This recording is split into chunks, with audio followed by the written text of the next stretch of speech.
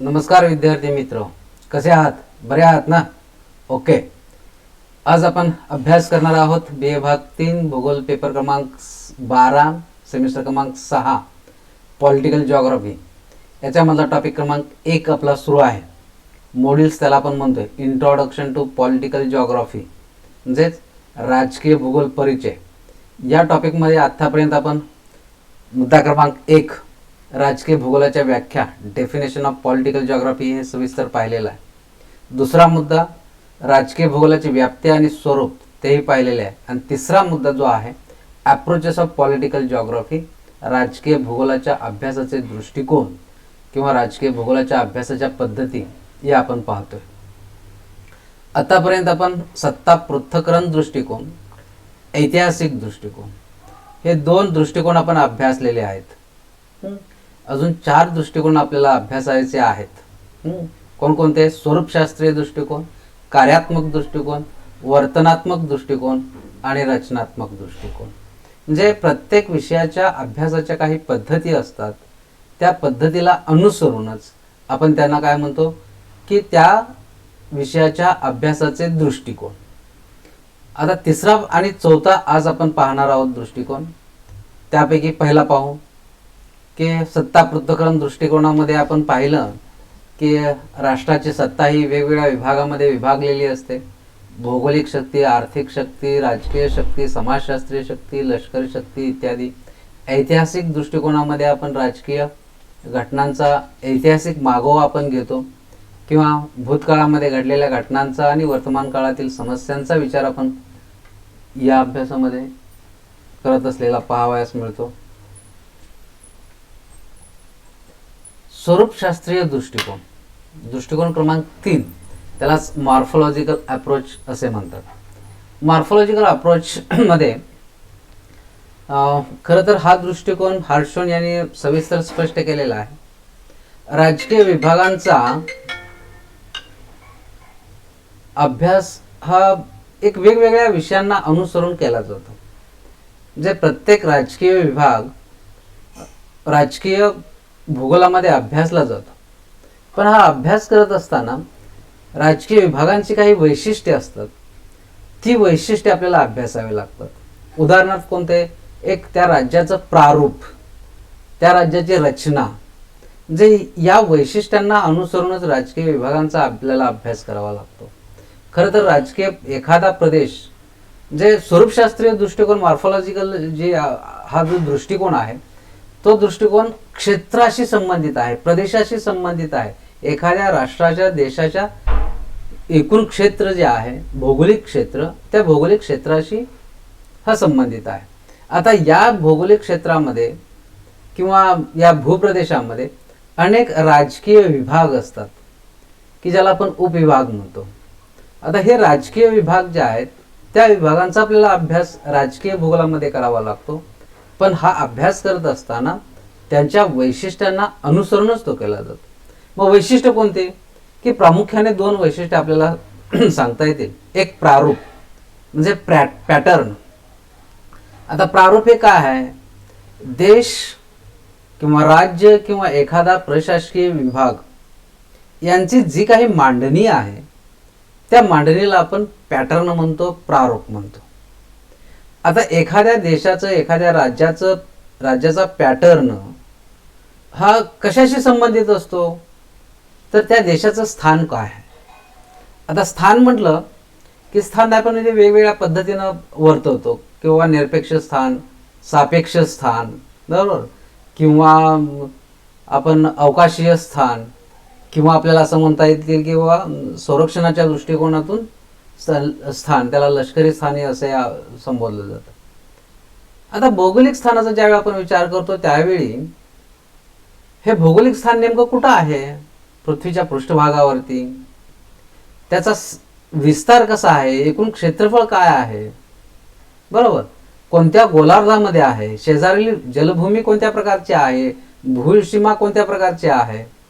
याचा या प्रारूपामध्ये साधारणपणे समावेश होतो. आकार आणि आकृती हे साधारणपणे पॅटर्नशी संबंधित आहेत किंवा प्रारूपाशी संबंधित आहेत. एखाद्या देशाचा आकार कसा आहे? त्रिकोणी आहे, गोलाकार आहे, खंडांतर्गत आहे किंवा महाद्वीपीय आहे किंवा आपण त्याला द्वीपकल्पीय आहे, असे वेगवेगळे आपण त्याला संबोधन देऊ शकतो. आता ह्या स्थानाचा, त्या आकाराचा, त्या आकृतीचा फार मोठा प्रभाव त्या देशाच्या जडणघडणीवरती झालेला आपल्याला पाहावयास मिळतो.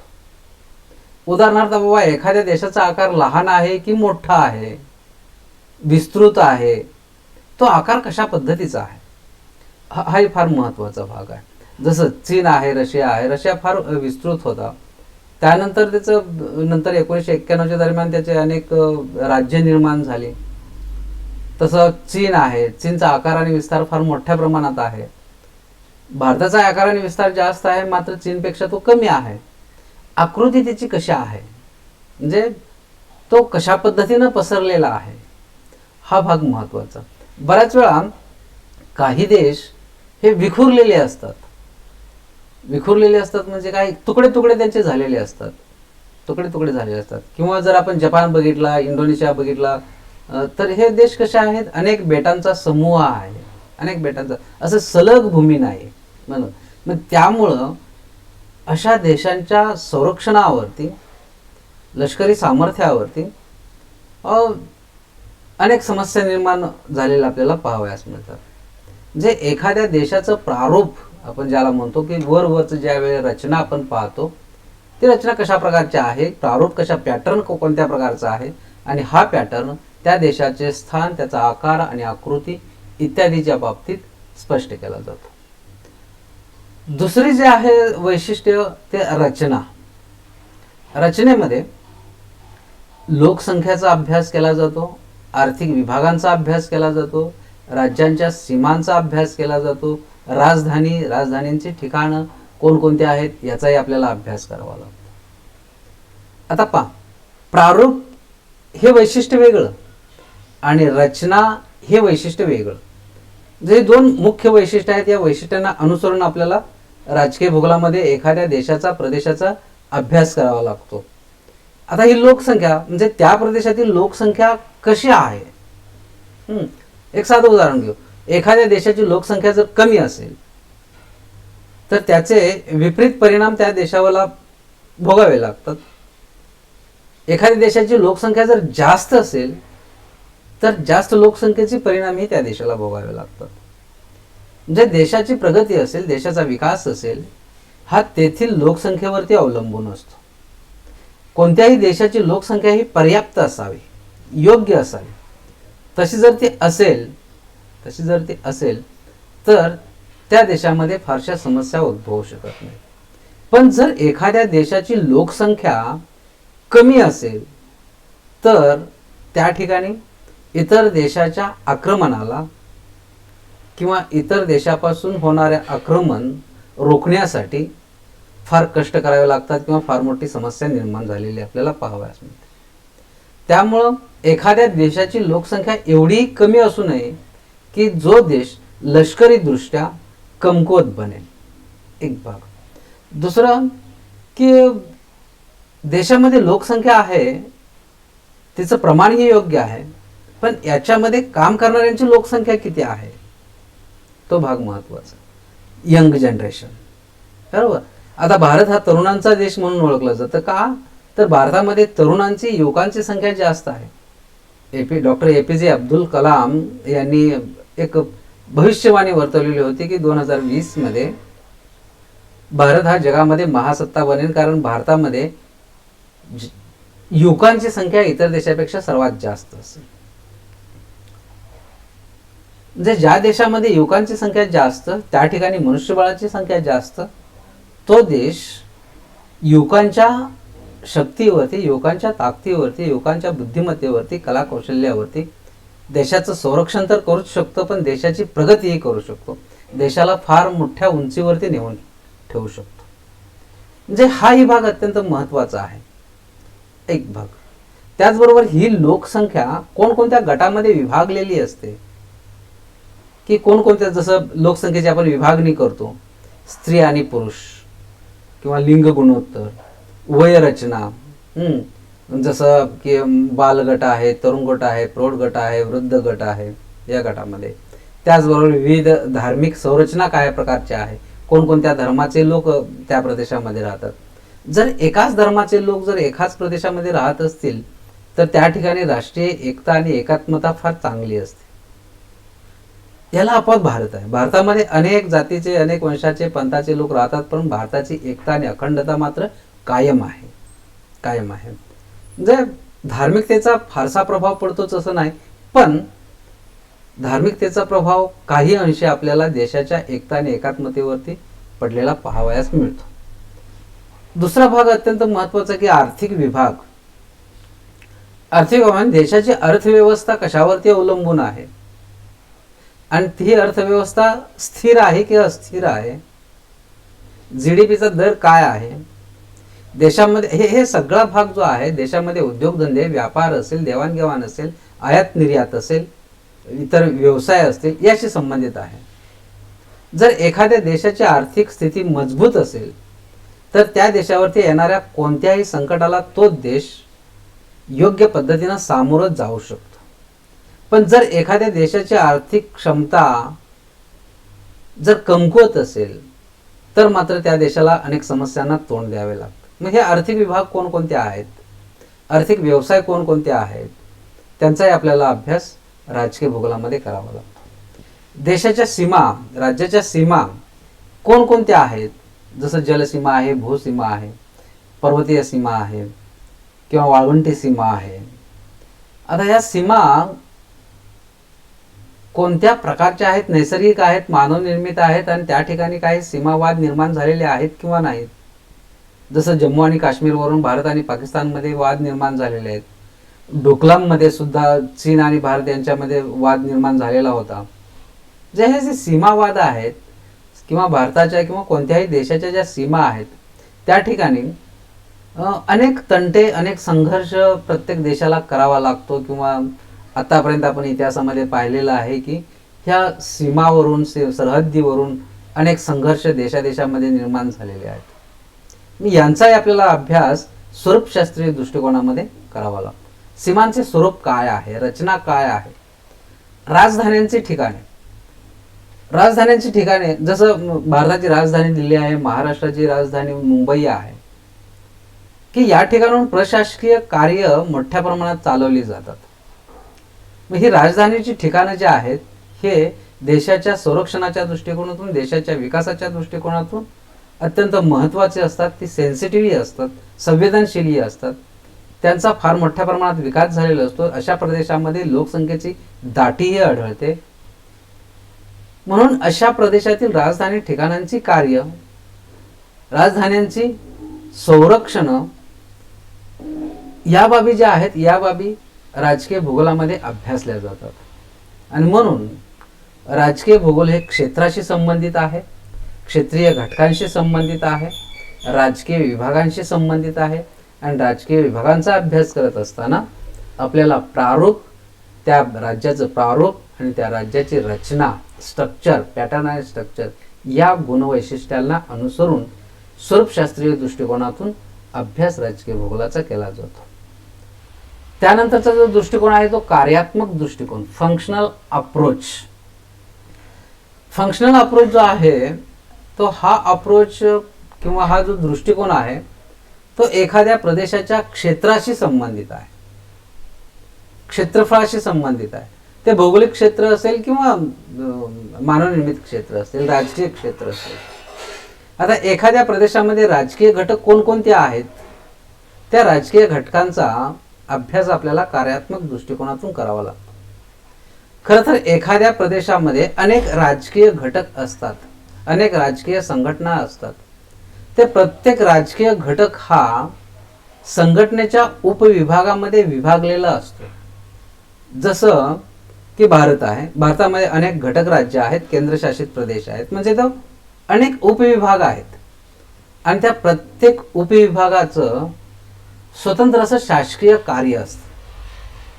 आता हे विभाग आणि उपविभागामध्ये काय विभागणी केलेली असते, तर देशाचं जे कार्य आहे हे कार्य योग्य पद्धतीने चालण्यासाठी देशाची उपविभागामध्ये विभागणी केलेली असते. अर्थात ही विभागणी करत असताना एकता आणि अखंडता याचाही विचार केलेला असतो. अर्थात देशाचे कार्य योग्य पद्धतीने चालण्यासाठी उपविभाग जे आहेत, ह्या सर्व उपविभागामध्ये ऐक्य असावे लागते, एकता असावी लागते. आणि मग ही राज्याची एकता किंवा ऐक्यासाठी कोणत्या गोष्टींची आवश्यकता असते? तर एकता, सुसूत्रता, सिस्टमॅटिकपणा, स्थिरता, स्टॅबिलिटी या गोष्टी अत्यंत आवश्यक असतात. म्हणजे काय की वेगवेगळी राज्य आहेत, महाराष्ट्र आहे, कर्नाटक आहे, तामिळनाडू आहे, आंध्र प्रदेश आहे. तर ही जी वेगवेगळी राज्य आहेत भारत देशामध्ये, तर ती यांच्यामध्ये एकता असली पाहिजे, यांच्यामध्ये सुसूत्रता असली पाहिजे. आणि स्थिरता हा आर्थिक घटकाशी संबंधित आहे की तिथं स्थिरता सुद्धा असली पाहिजे. बऱ्याच वेळा ही प्रशासकीय कार्य करत असताना हे उपविभाग जे आहेत की यांच्यामध्ये राजकीय स्थिरता आढळत नाही, आर्थिक स्थिरता आढळत नाही. आणि त्यामुळं मग अशा उपविभागामध्ये अनेक समस्या निर्माण होतात. त्या समस्यांचे निराकरण करण्यासाठी देशाला अनेक किंवा वेगवेगळ्या प्रकारचे प्रयत्न करावे लागतात.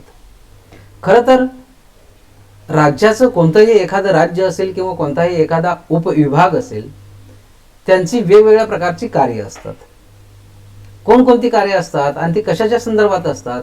तर त्या राज्याचे जे नागरिक आहेत त्या नागरिकांच्यासाठी आर्थिक सफलक्षमता व आर्थिक स्थिरता निर्माण करणे हे एक अत्यंत महत्त्वाचं त्या राज्याचं कार्य असतं.